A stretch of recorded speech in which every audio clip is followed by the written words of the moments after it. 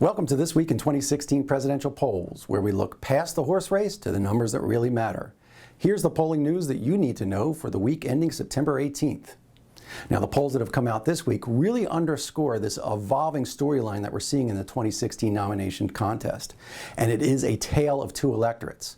On the Republican side, it's common knowledge by now that the three candidates who have never held political office are commanding a majority of support in that race, while the other 13 candidates who have a political pedigree, they're left in the dust. But on the Democratic side, while Bernie Sanders is certainly outside the mainstream of his party, his support is coming from a much happier place than we're seeing in the GOP. A national ABC Washington Post poll out this week puts this in stark contrast. 60% of Republicans want an outsider for president. Political experience is a black mark. Just 1 in 4 Democrats feel the same way. Monmouth University asked a very similar question of New Hampshire primary voters this week and got nearly identical results. So what's the source of these vastly different preferences in presidential candidates?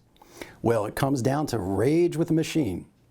A series of CBS YouGov polls in early voting states found that a solid majority of Republicans are angry with Washington, but far fewer Democrats feel the same. And to be clear, Republicans aren't only upset with President Obama.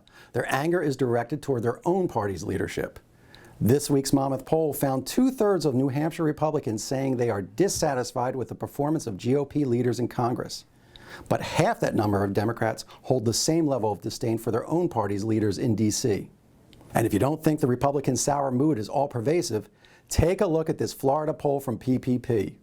4 in 10 GOP voters there, and these are Republicans, mind you, feel their former governor Jeb Bush should drop out of the race. And even 3 in 10 Sunshine State Republicans think their popular Senator Marco Rubio should also call it quits.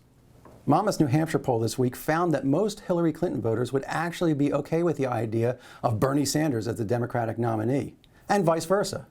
But the same is not true on the Republican side, where it looks like this 2016 nominating contest has turned into a Festivus campaign, with Donald Trump and to a lesser extent Ben Carson leading voters in that party to the airing of their grievances.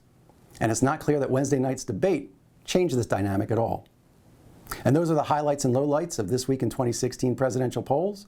Until next time, I'm Patrick Murray from the Monmouth University Polling Institute.